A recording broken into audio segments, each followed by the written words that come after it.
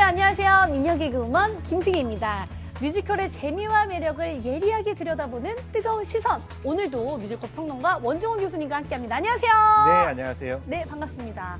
저도 한때는요, 문학소녀가 꿈이었거든요. 막 이렇게 글을 쓰고 나무 밑에서 얼마나 매력적인가요? 그래서인지 오늘 작품이 더욱더 기대가 됩니다. 천재 시인 랭보에 관련된 작품을 가져오셨죠? 맞습니다. 시인 아르투이르 랭보는 전 세계 젊은이들에게 영감을 주는 존재로 정말 유명하죠. 오늘 소개해드릴 작품, 그의 짧은 삶 속에 보여줬던 그 시인과 그가 남긴 시에 대한 이야기. 랭보의 일대기를 그린 초연되는 창작 뮤지컬 랭보입니다. 피처럼 내 마음에 하염없이 눈물이 내리네. 가슴 속 스며드는 이 안타까움 무엇일까. 귓가를 적시는 부드러운 빗소리여. 천재 시인 랭보와 그의 친구 들라에, 그리고 랭보의 천재성을 아는 또 다른 시인 베를렌느. 무대는 이 세 사람으로 꽉 채워지는데요. 임종 직전에 랭보로부터 아프리카의 마지막 시를 두고 왔다는 소식을 듣고 그의 유작시를 찾아 길을 떠나는 이야기가 정말 감동적이었어요. 뮤지컬은 현재와 과거를 오가며 이야기를 들려주는데요. 랭보와 베를렌느, 그리고 고향 친구 들라에의 오묘한 삼각관계와 과연 그가 남긴 마지막 작품을 찾아낼 수 있을까의 수수께끼를 따라 하나씩 차분히 감춰진 이야기의 속살을 드러냅니다. 3인극의 높은 밀도가 만들어내는 감정선을 뚜렷하게 느낄 수 있는 작품이었던 것 같아요. 이 극의 방점은요, 이들의 감정이 쌓아가져 가는 과정을 보여주는 데 있다라고 말씀드릴 수 있어요. 명장면으로 손꼽히는 해변가 씬 같은 장면 보다 보면 특히 공연 보는 사람에게 서사 이상의 감정을 느끼게 해주는 그런 매력을 보여줍니다. 나는 깨달았네. 새처럼 솟구치는 새벽에 나는 보았네. 인간이 보았다고 믿었던 것을 나는 꿈꾸었네. 수면 위로 떠오르는 바다의 입맞춤, 눈이 내리는 초록의 밤 나는 꿈꾸었네. 천지만물이 노래하며 깨어나는 영혼의 순간을.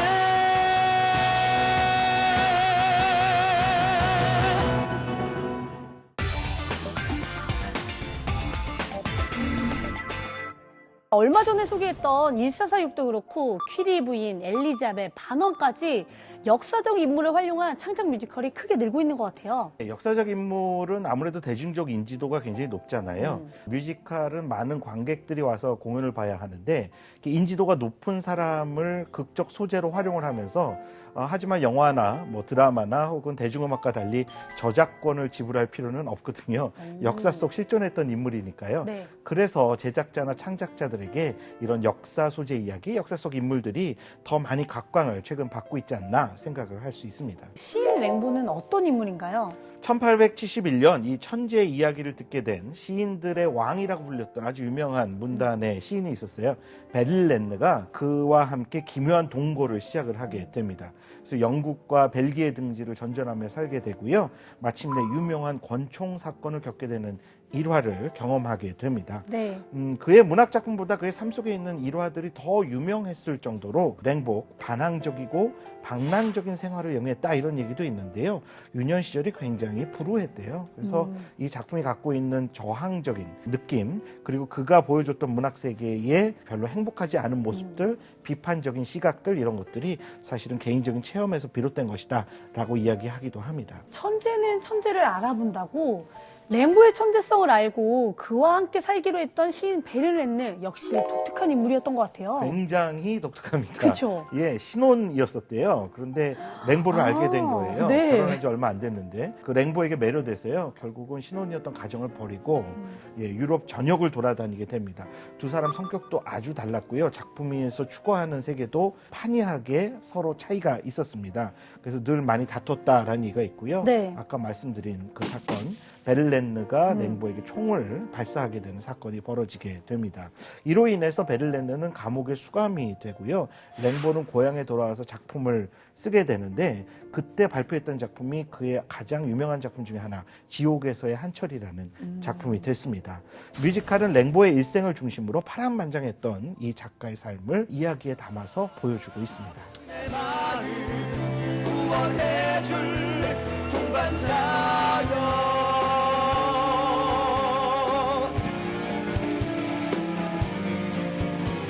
나에게로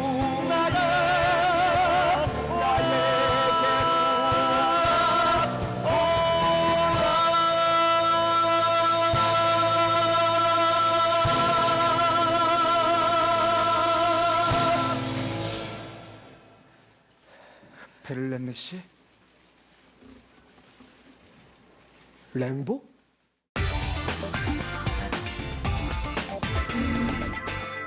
무대에 나오는 배우는 단 3명이지만 이들에 대한 관객들의 반응은 굉장히 뜨겁더라고요. 공연 끝나고도 박수를 치는데 무슨 팬미팅 현장에 온 줄 알았어요, 저는. 네, 요즘 우리나라 무대에서 굉장히 인기를 누리는 형식이에요. 이런 형식을 스타 비클이라고 부릅니다. 몇몇의 아주 인지도가 높은, 인기가 높은 배우를 중심으로 극을 꾸며가는 뮤지컬의 한 형식을 일컫는데요. 이 작품이 아주 전형적인 작품이다라고 볼 수가 있습니다. 삶 자체가 극적이었던 천재 시인 랭보 역으로는요, 박영수와 정동화, 그리고 송승헌, 윤소호 이 4명이 무대를 꾸미고 있고요. 천재 시인답게 거칠거럽고 파격적이며 시원시원한 연기와 노래를 보여주고 있습니다. 마치 순정 만화 속에서 이렇게 툭 튀어나온 듯한 맞아요. 이미지를 보여줘서 아주 인상적이었고요.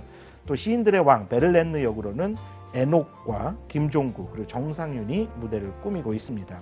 랭보와 베를렌을 지켜보면서 때로는 질투하기도 하고 또 때로는 방황을 하기도 하는 들라의 역으로는요, 이용규와 정휘 그리고 강은일이 무대에 등장을 합니다. 저는 특히 그 랭보의 시로 만들어진 그 서정적이고 감성적인 그 노래가 귓가에서 계속 맴돌더라고요. 음악이 아주 좋은 작품이다라는 평가를 하는 분들도 많은데요. 이 음악들은요, 뮤지컬 빨래로 유명한 작곡가죠. 민찬홍 작곡가가 이 작품을 만들었습니다. 랭보의 상징주의 시를 노래를 통해서 표현한다는 것 사실은 그렇게 쉬운 작업은 아니었다고 생각이 되는데요. 왜냐하면 원래 랭보의 시는 다 불어로 썼기 때문에 우리말로 번역했을 때 그 느낌이 그대로 전달되기 힘들 뿐더러 이걸 또 노래로 표현해야 되니까 좀 어려움이 있었던 것이 아닌가라는 생각도 하게 됩니다. 그래서 사실 랭보의 천재성은요, 이 노래도 굉장히 좋지만 그에 못지않게 그의 언행과 움직임 그리고 연기 같은 것들을 통해 그 비범함을 녹여내고 소화를 해내고 있다라고 평가할 수 있습니다. 오로지 당신만을 향해 꿈을 꾸는 이 마음을 사랑스런 그대 손길로 따스하게 감싸주오. 오로지 당신만을 향해 고동치는 이 마음을 아름다운 그대 두 눈에 부드럽게 담아주오.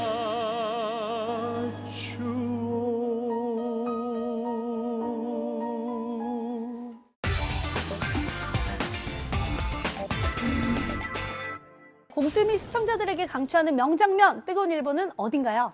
네, 바로 베를렌느와 랭보가 이야기를 나누는 이 노래 장면이라고 말씀드릴 수 있어요.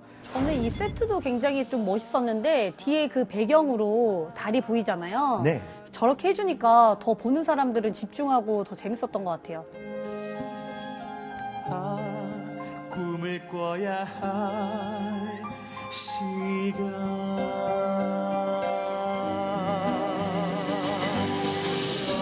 얼들이 달빛에 젖어 드넓고 따뜻한 고요한 창곡을 뒤덮는 아름답고 찬란한 순간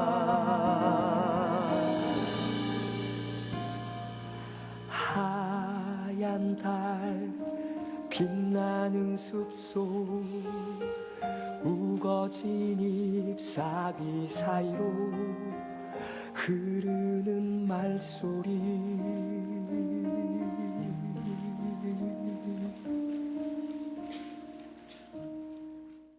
뮤지컬 랭보에 대한 제 별점은 3개입니다. 뮤지컬을 보고 나서 더 랭보에 대해 더 알고 싶어져가지고 막 조사를 했거든요. 영화도 있더라고요. 영화에 또 랭보의 역에 디카프리오가 나옵니다. 그것도 꼭 보려고요. 교수님은 어떠셨어요? 네, 제 별점도 3개입니다. 천재 시인 랭보의 삶을 음악과 이야기에 담아서 표현하는 것이 아주 매력적인 창작 뮤지컬입니다. 다음 주에는 콘서트 뮤지컬의 재미와 따뜻한 감성까지 더한 작품으로 돌아올게요. 많이 기대해주세요.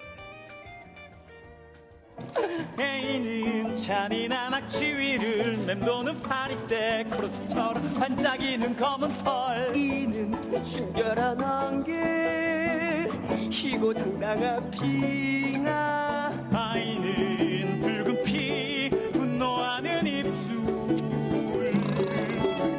유동물들이 뛰노는 목장의 평화 진한 초록밭